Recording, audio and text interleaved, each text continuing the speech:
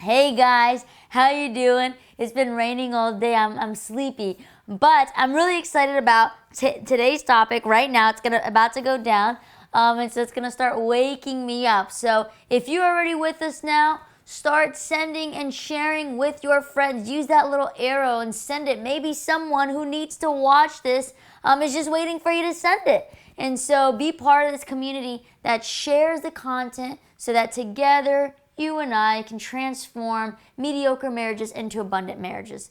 I'm waiting for Renee to give me the green light on Facebook and all our other social medias. But since I'm here with you on Instagram, I posed and started talking to you guys about a question last week, and I had tons of wives. And the question was, hey, do you get upset when your husband doesn't really notice that you're upset or doesn't ask that you're upset? Sometimes he almost acts like he's a little clueless. Does that make you upset? And the overall answer that I got from women, the consensus was yes, we get extremely upset when our husband doesn't notice. It's like he doesn't care. He sees that we're upset, but why doesn't he say anything? Is he clueless? Is he doing it on purpose? Like, what's the deal? And so this is kind of what we're going to be covering right now. And the title is Give Your Spouse the Benefit of the Doubt. And you're going to see why this is so incredibly important.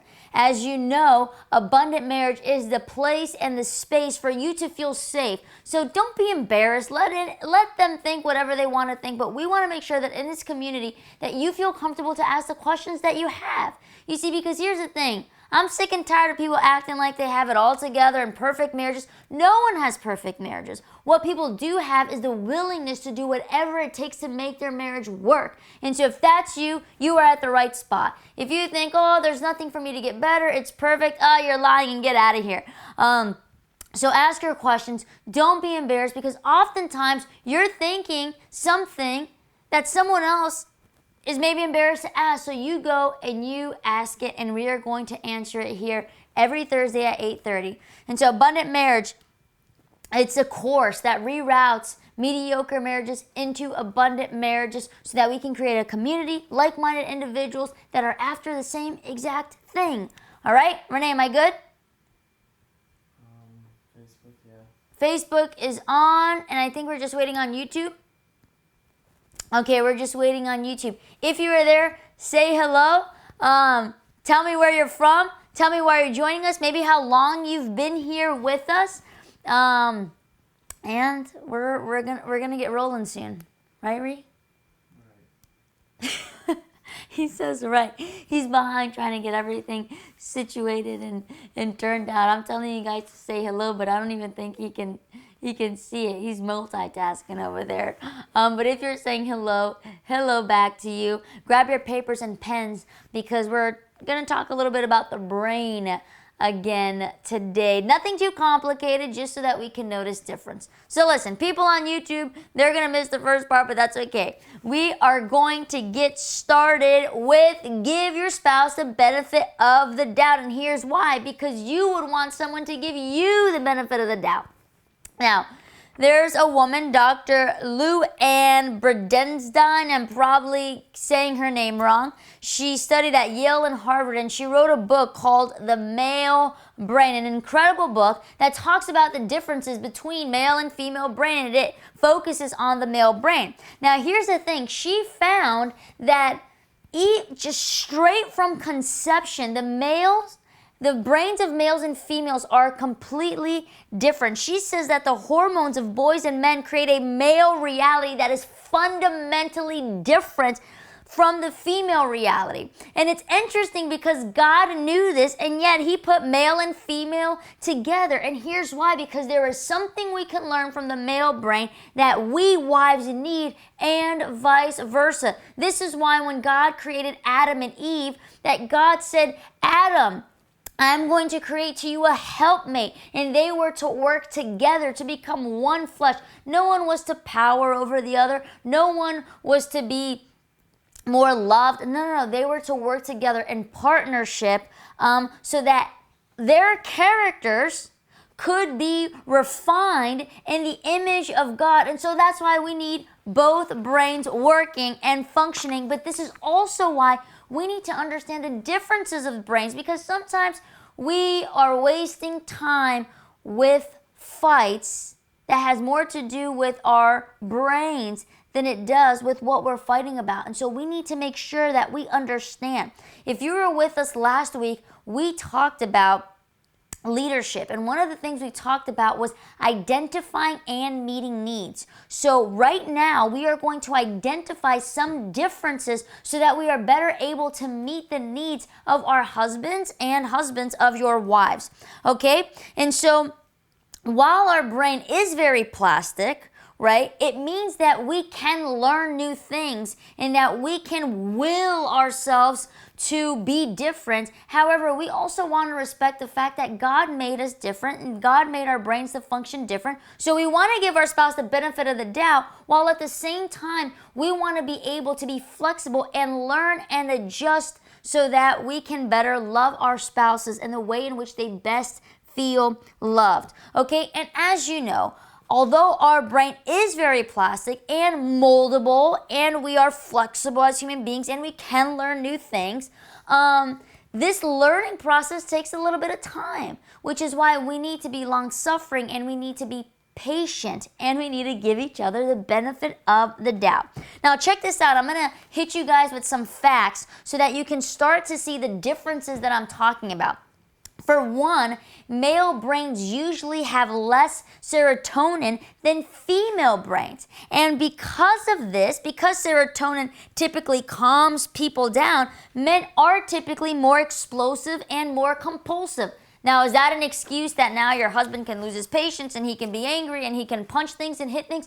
Of course not. Of course not. None of this justifies bad behavior, but just for you to see that he will have a harder time controlling the explosivity or his compulsivity, which is why God has put men and women together, because we have high brains with high serotonin. There's also things, if you watched last time, in one of the lives that we did, your brain could be sabotaging your relationship. We talked about different things that could increase and optimize your brain function. I've been reading tons of research talking about how green banana flour, which you can get on Amazon, green banana flour, if you take that, it actually increases your serotonin. And serotonin, 90% of it is created and made in your gut. And so males, if you feel like you want more serotonin, green banana flour. Take 2 big spoons of that every single day and you're good to go. I often put it in the River and Reed smoothies. I take it myself. Renee takes it. So add it to your diet. The other thing, men also have less oxytocin in their brains. And if you have been with us, I've used oxytocin. This is the cuddle hormone, right? It's incredible in that when a woman gives birth to her baby, oxytocin is released, which is why women, they almost forget how painful labor was, because oxytocin is released. God created it this way, and the mother just cuddles up and loves and connects and bonds with her baby. That's why that skin to skin is so incredibly important. Now look at this. More oxytocin usually means more empathy, making the person more likely to notice how you're feeling and more likely to inquire about it. Look at this. If women have more oxytocin, it gives them the ability to empathize, which means not only will they notice someone suffering, but then they will inquire or ask questions about it. Could it be why men have a difficulty with emotions, with empathizing? Research shows that women have higher emotional IQ than men. And could it be because we have more oxytocin in our brains? So you see, now again, I'm not justifying men never being able to talk about their emotions. You know I am big on both physical and emotional intimacy, but which is why we wives, we have to be patient with our husbands and not assume, right, that they're just being lazy or they don't want to share. No. Could it be oftentimes that some of the generalizations, which is men don't speak about emotions, right? And women are overly emotional. Some of these generalizations, they have some truth in it. And some of these truths could be a brain truth. So look at this.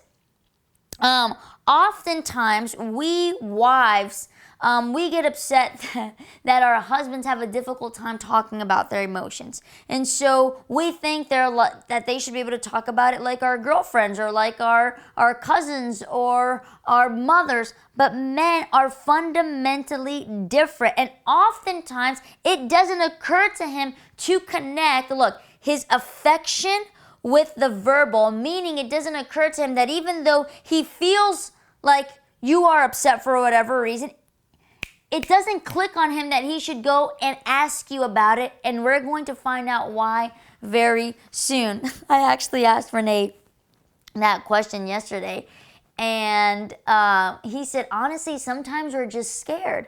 We're scared because we're about to go down a rabbit hole and we just oftentimes don't even know what to do about it.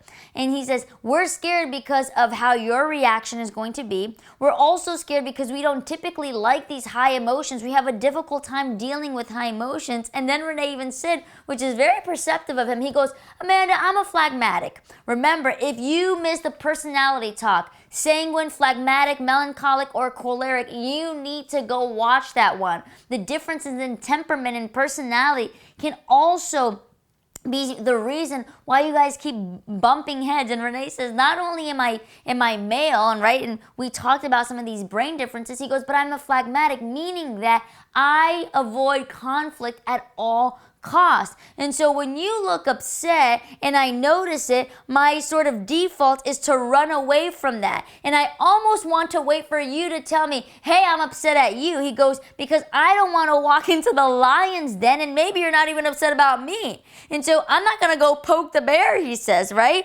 And here's another interesting thing.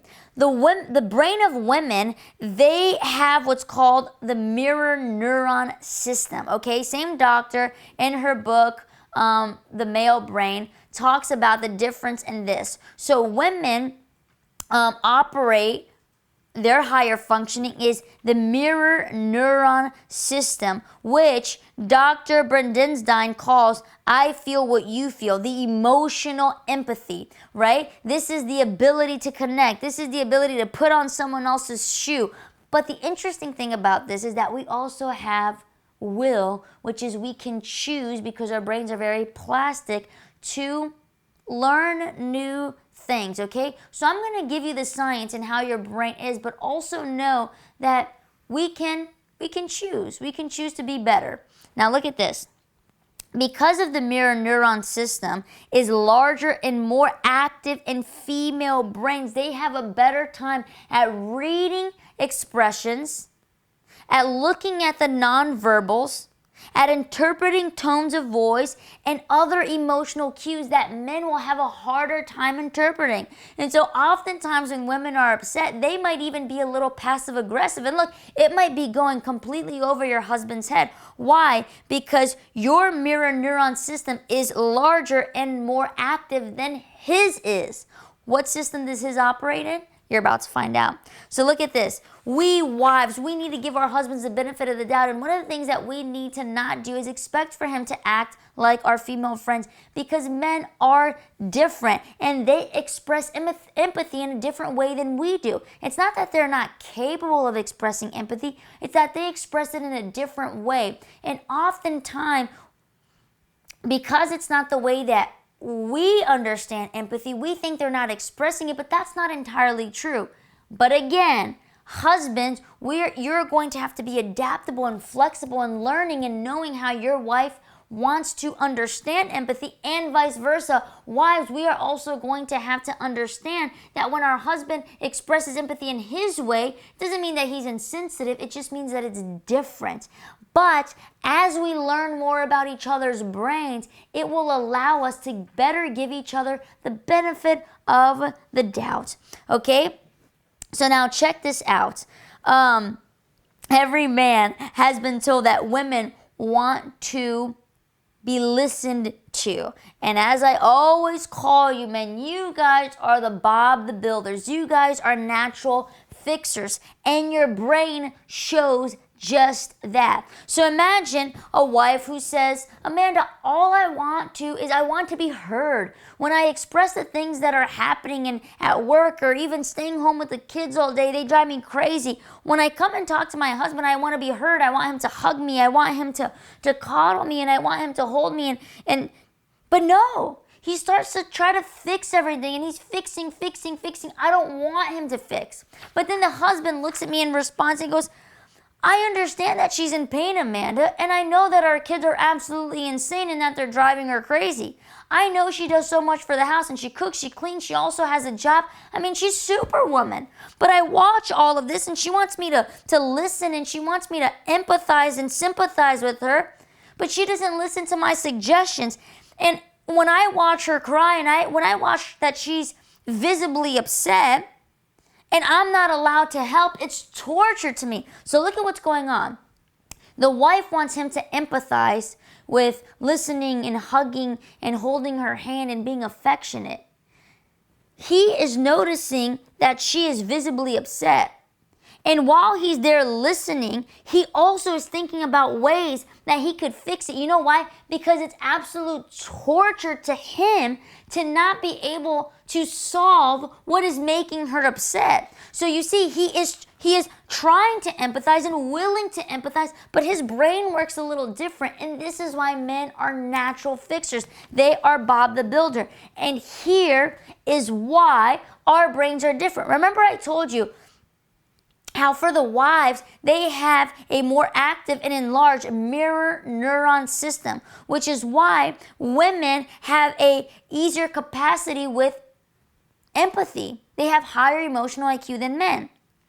Whereas men, they operate towards the temporal parietal junction. Okay, you don't need to remember that name. But they operate from the temporal parietal junction, meaning that if a woman sees someone in distress, her mirror neurons, look at what I'm saying, mirror neurons, it almost imitates. So if a woman sees another woman crying, she will typically start to cry. When a woman sees someone in distress, she will start to mirror their distress. Her brain clicks into this gear and her mirror neuron is firing, and she begins to process her emotions through the mirror neuron system. Remember, men's mirror neuron system aren't as enlarged and aren't as activated as ours. The male brain expresses empathy through the temporoparietal junction through a process called cognitive empathy. Women express it through the mirror neuron. Men express it with cognitive empathy, meaning that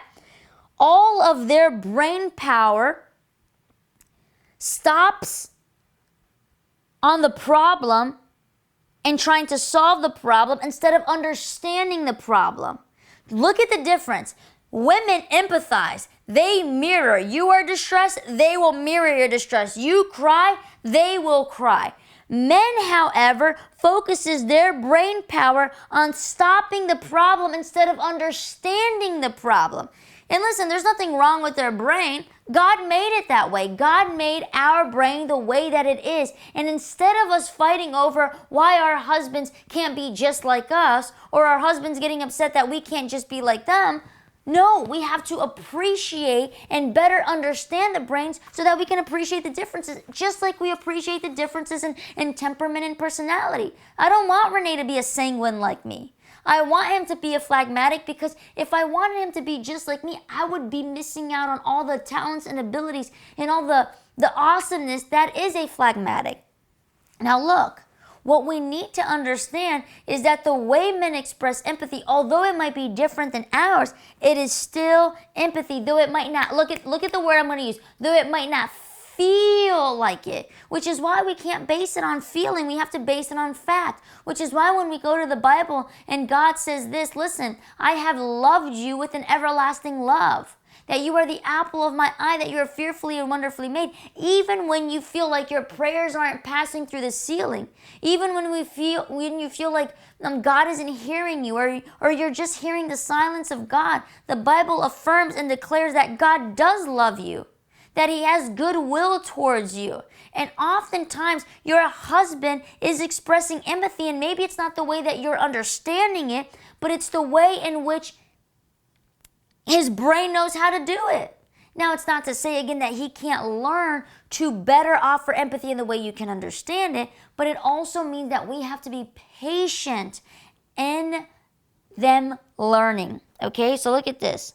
In order to solve a problem, look how interesting this is. In order to solve a problem, Question. yes. Do we also mirror good things? Yes, absolutely. I think one of the things that we have to most... Question again. Huh? Ask the question again. So the question is, do we also mirror good things? Yes, we mirror good things and we mirror not so good things, which is why if you check out the last live that we did on leadership, I say the importance of, that leadership, it's better to lead with influence versus power. And influence means that you have to build a relationship. And the only way that you build a relationship is through service and sacrifice, meaning that when you serve and sacrifice for someone, look at what you're mirroring. You are mirroring service and sacrifice. And as they watch you serve and sacrifice, you will have a greater influence over this person. You know, I had a husband send me a message today and says, Amanda, my wife is doing some things that I don't necessarily agree with. And should I go to her and tell her, don't do this, don't watch this, or don't listen to this, or fill in the blank, right? His wife is doing something that he doesn't necessarily think it's good for her. And so he has two options. He can go to her and say, you shouldn't do this, you shouldn't fill in the blank. Or what he can do is he can lead. He can behave in the way that he would like her to behave. And because his wife has highly active, highly functioning mirror neurons, when she beholds him and when she watches his Christ-like behavior and love and compassion, her brain will imitate that, which is why, it's so incredible. When God created men to be the priest, the head of the household, it's because God equipped men with the ability to lead. It doesn't mean women aren't leaders, okay? You need to watch the live from last week. When God created men in this way, and he created women as a helpmate, which is why it says, husbands, love your wives, and wives, respect your husband. Women, all of us worship something, okay? But women created as the help me. Women, when they wives, submit to your husband. Wives, submit to your husband. So wives, because we have this mirror neuron, husbands, when you comport yourself and when you act in a Christ-like way and your wife looks at you, she will mirror the Christ in you. And so, yes, you can mirror good things as you can mirror bad things. And I will argue that this is why our actions are more powerful than our words. I'll give you an example. I was so caught up with work and busyness and so many different things that I had to do. And I started to neglect working out. And Renee knows that working out is something that I really, really need for so many different reasons, but most importantly for my brain, okay? And because I had so many different things to do, I was neglecting working out. Now, Renee didn't say, go work out, you have to work out, this is very irresponsible of you, you need to make this a priority. He didn't do any of that. What Renee did instead was he would wake up early and he would work out every morning, even though I still stayed in bed. But I would wake up when his alarm went off and I would just choose to go back to sleep. But here's the thing. After he did it long enough, and as my mirror neurons, because it is very active and it fires and it is enlarged in the woman brain, as I kept watching him, I sooner or later eventually started to mirror him. And without him even saying, hey, work out, stop being lazy, wake up early, prioritize your health, I started to imitate him. And so husbands, lead with this.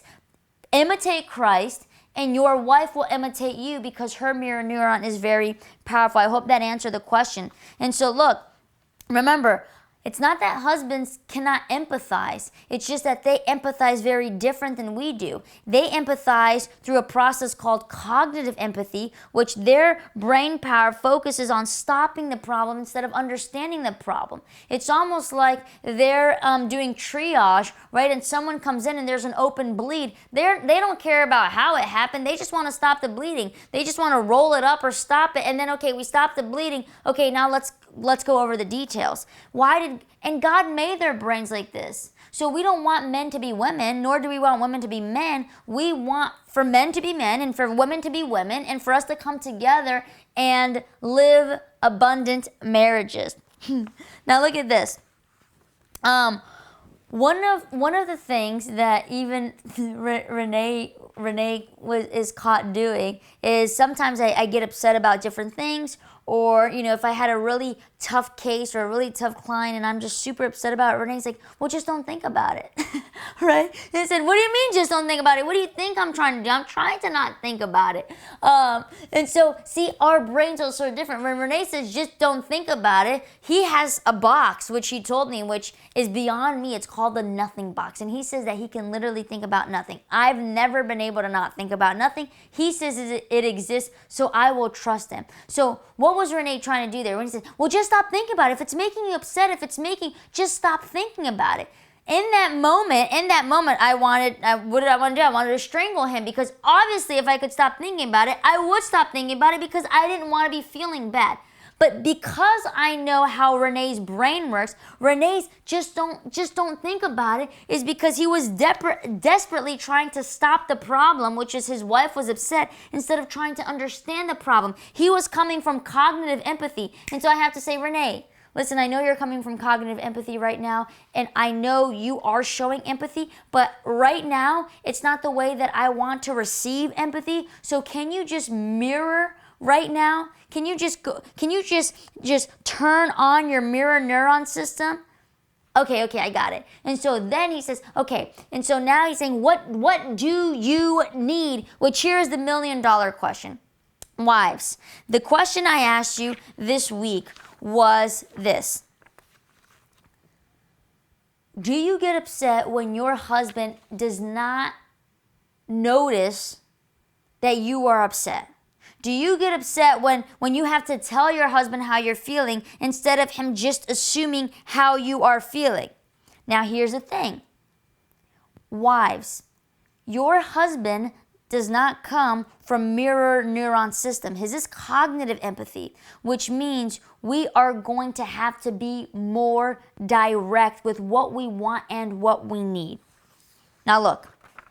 Wait, I think I skipped a page here. We're going to have to be more direct with what we want and what we need, right? The wives will say this. Amanda, he doesn't help me. Or Amanda, he won't talk to me. Or Amanda, it doesn't seem like he cares. I feel so unloved. I feel like everything else is more important than me.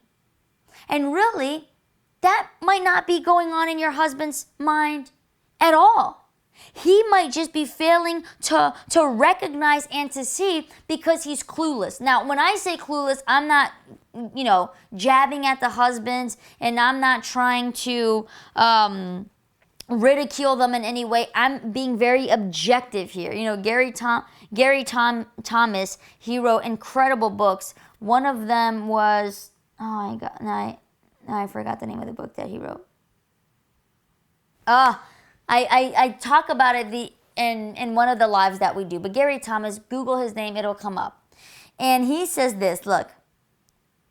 Some women accuse their husbands of being uncaring or unloving when, in fact, the husband may just be clueless. He says, I don't mean clueless in a ridiculing way. Okay, here's a man saying we are clueless, and I'm not trying to ridicule men in any way, shape, or form. He goes, I mean it objectively, meaning we may not have a clue what you're asking us to do. It's possible that we are not trying to be stubborn, uncaring, or unfeeling. We may just honestly not know what you need or what we're supposed to do in response to that. And there are a few things most guys hate more than not knowing what to do.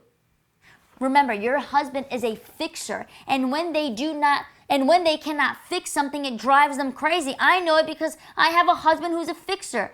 Renee, when he cannot fix something, whether it's a go-kart or an ATV or a motorcycle for the boys, whatever, when Renee cannot fix something, it drives him crazy and it's all he thinks about. And sometimes I'll talk to him and he's like in outer space, like, where are you right now? He's like, oh my goodness, I can't fix that go-kart. They're fixers. And so imagine if they are natural fixers and you are not telling them what you want or what you need, their mind goes havoc. Because they're thinking, there's a problem, I can't fix it, what do I do? And so not only that, but then when you start crying or when you are visibly upset, at times, yes, they can be very uncomfortable with that because you're crying, you're upset, and then they say, what's wrong? And you say nothing, and then they think, well, now what do I do? They know it's not nothing, but because they can't do anything with the response of nothing, what do? They withdraw. You know why? Because it's easier and less painful for them to ignore the problem than to admit their incompetence in solving the problem.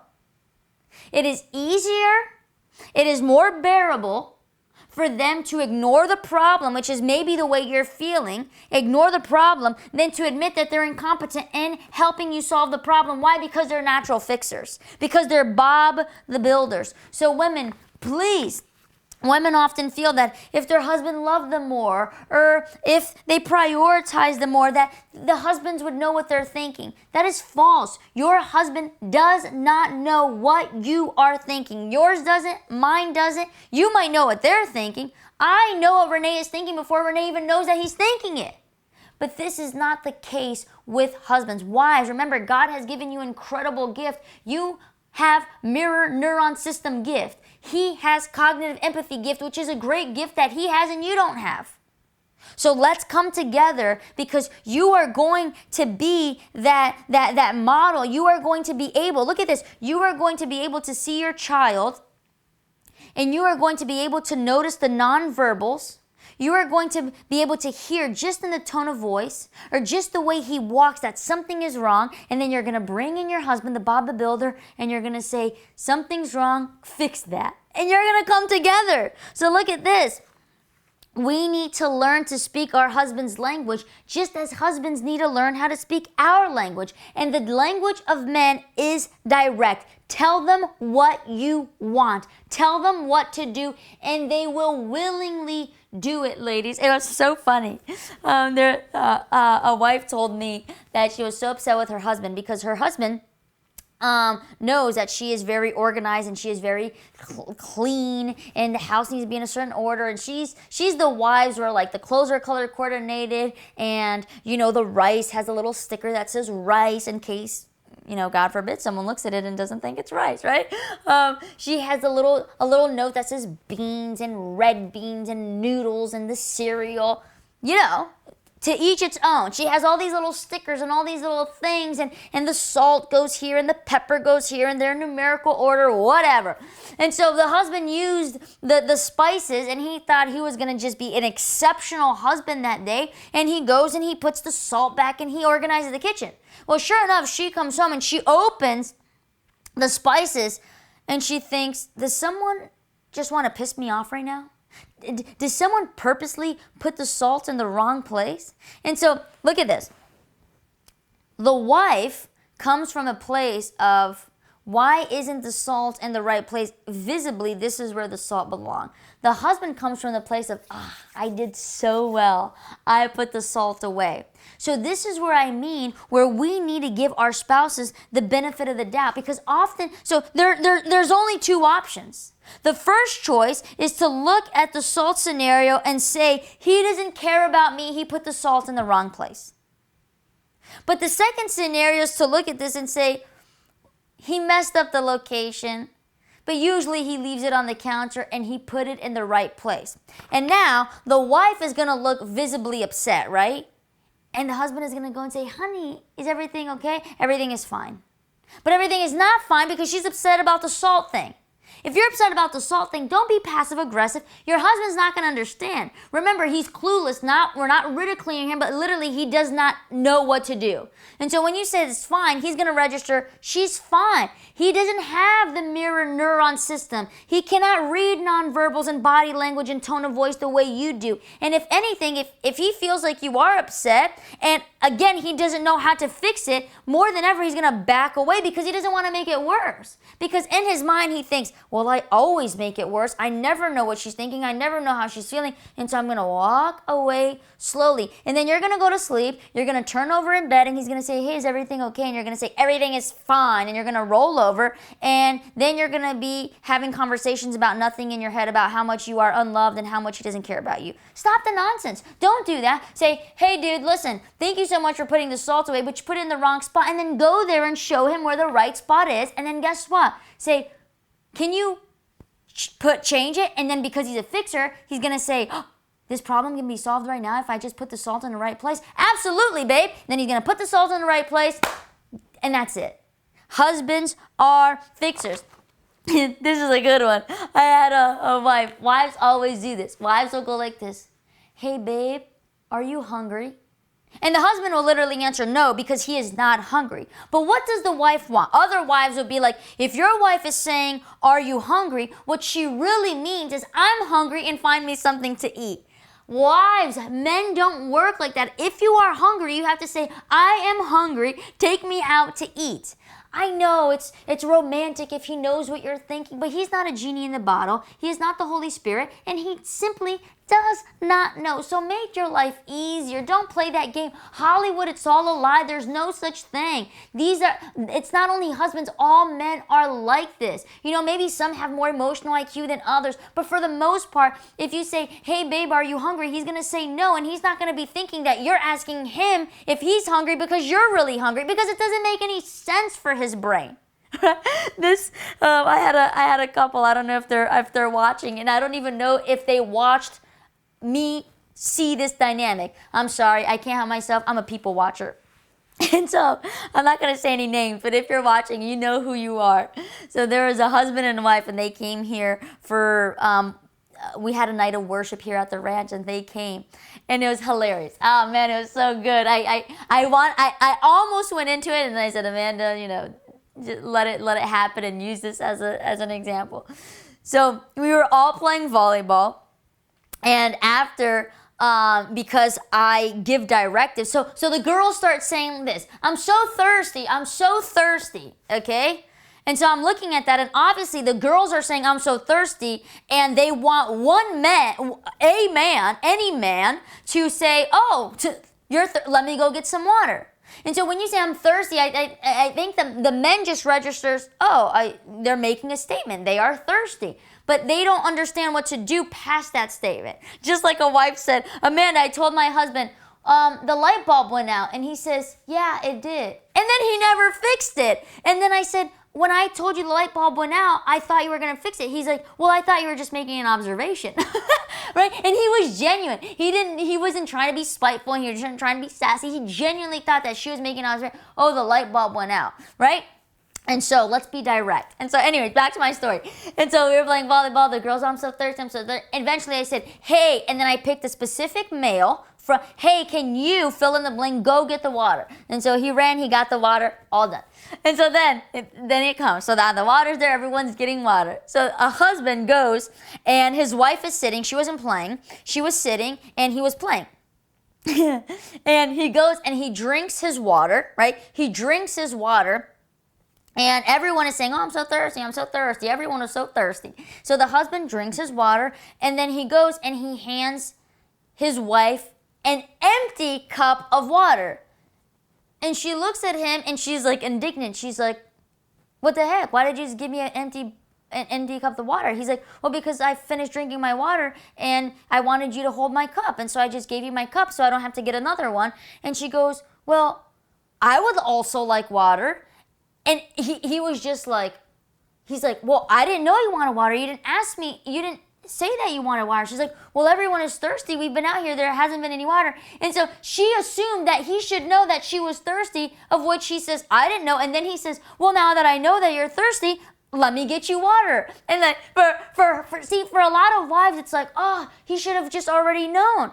Well, he doesn't know, so don't get upset about it. Just be like, hey, can you give me some water? And he'll say yes, because he's a fixer and he solves problems. And if you're thirsty and he can get you water, he's going to feel like a knight in armor, okay? He's going to feel like he just rode in on a white horse to bring you your water. So wives, let's be more direct. Make sure before you think he's not loving you or he's hurting you on purpose or he's such a mean guy, make sure he's not misunderstanding or misreading you, because oftentimes he is misunderstanding you. Oftentimes he is misreading you. So give your husband the benefit of the doubt. And here's the thing, husbands, you could do better also, okay? Empathy is important. Your wife is important. And so if she looks upset, I know you may poke a bear, okay? But if she looks upset, go and say, hey, is everything okay? You seem upset to me. Something seems off. When you say, is something wrong, and she says nothing, here's a secret. Something is wrong, okay? If she says, I'm hungry, if she says, are you hungry? She's really asking, I am hungry, and I want you to say yes because I want you to feed me. But again, wives, he has to have a list. Wait, hold on, you said that, but that really means this. It's kind of confusing, okay? It really is kind of confusing. And so let's work together with one another so that we can live in harmony. But men, I will say this.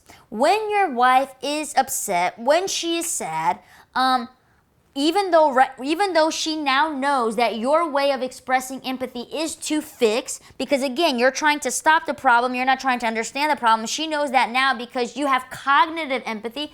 That being said, however, don't rush to a solution. Wives, tell them what you want, which is if they're trying to fix, be like, hey, babe, I know this is your way to empathize. I know you're coming from cognitive empathy and you're trying to empathize, but what I need from you is, and then tell this man what you need. I need you to hold my hand. I need you to kiss me. I need you to hug me. What do you need? Tell him what you need, okay?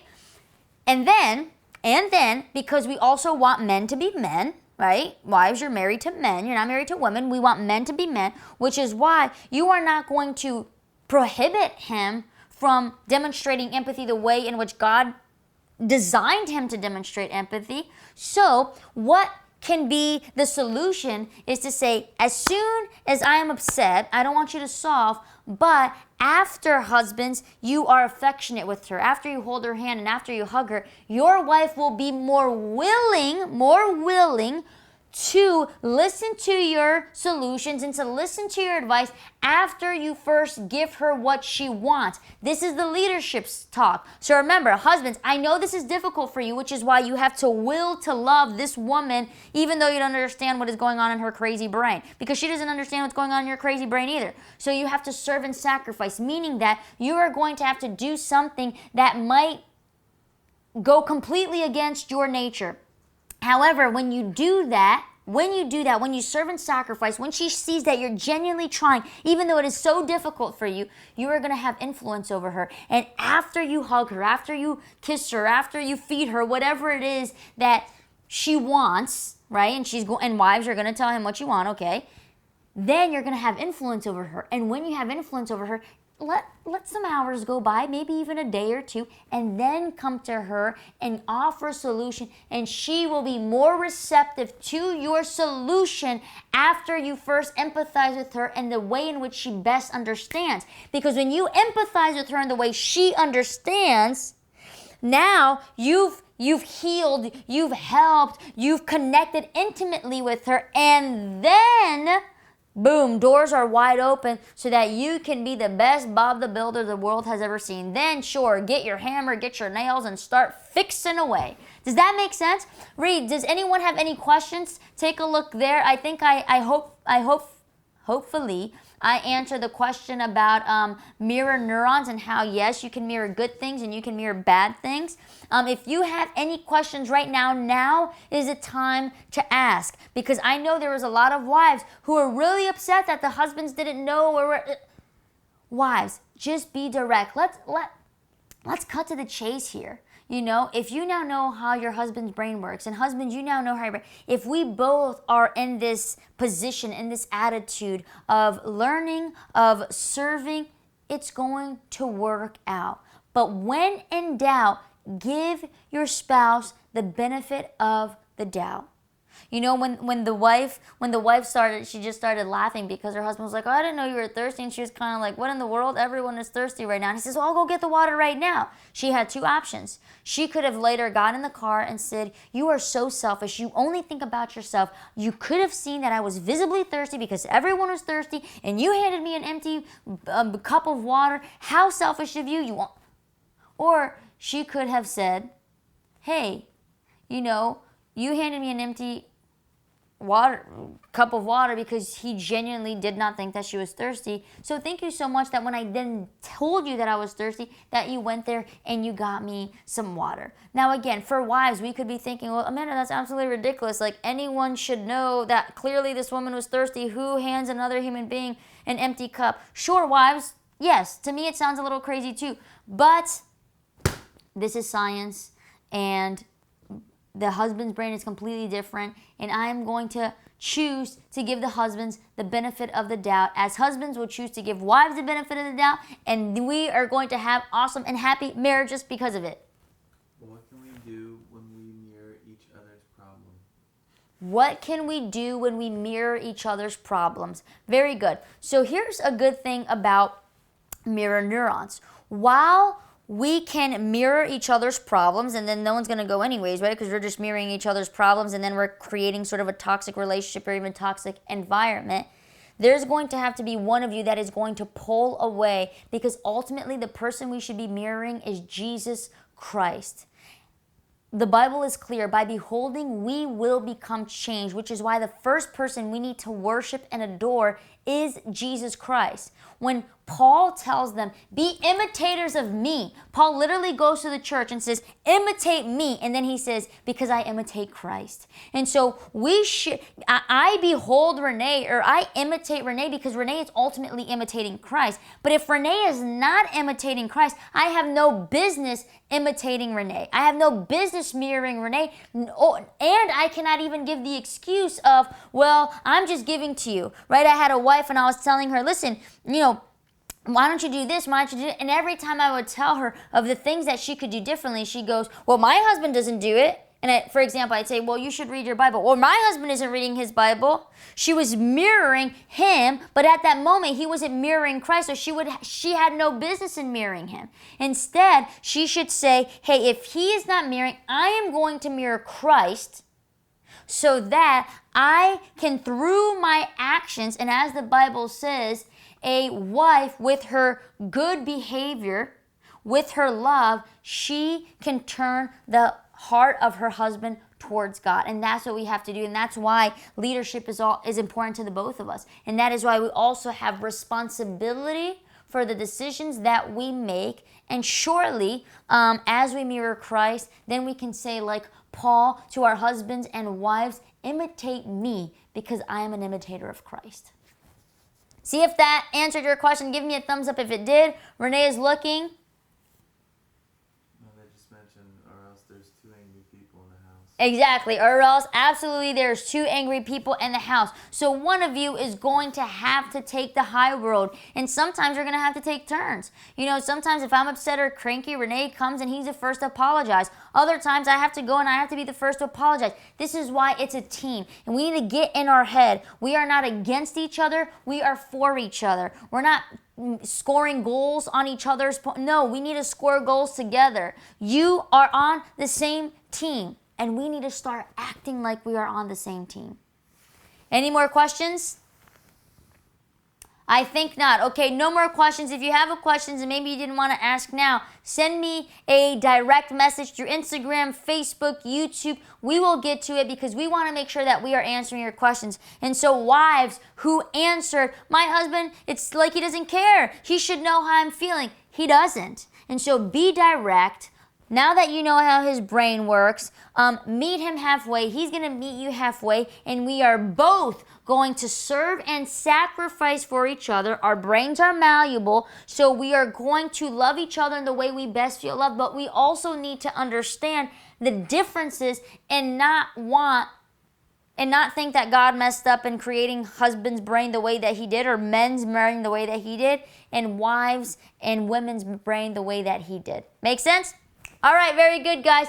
I will see you next Thursday at 8:30 p.m. Thanks for joining us.